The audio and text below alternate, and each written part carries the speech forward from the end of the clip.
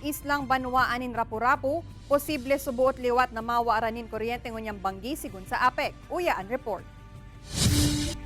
Posible subuot maputulan liwat ni supply nin kuryente ang Islang Banwaan in Rapu-Rapu ngunya na banggi. Basado sa mensahe na pinadala ni Leslie Capus, pamayo kan Institutional Relations and Customer Support Department kan Apec. Nagahalat pasinda kan workable solution sa pagbayad kan 32 million pesos na arrearages kan mga day nagbabayad na customer sa Banwaan. In kasong Mayo pananggad na mapagdesisyon ang paagi, ma-request liwat ang sa intang opisina sa National Power Corporation na isara ang power service sa lugar. Marurumduman na pigbalik ang kuryente sa Banwaan sa laog ning 48 oras. Huli sa pakiulay kan DOE, mantang pinag-uulayan pa kung paano mababayadan ang utang kan Banwaan.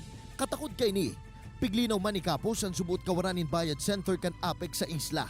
May mga bapa po tayo doon. And bukod po dyan na may presensya pa dyan ng mga authorized payment partners natin.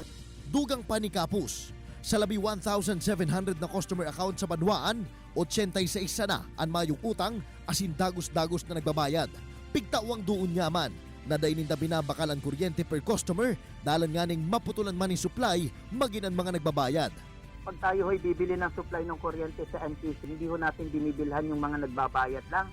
Binibili natin yung kabuuang load demand requirement ng particular distribution area.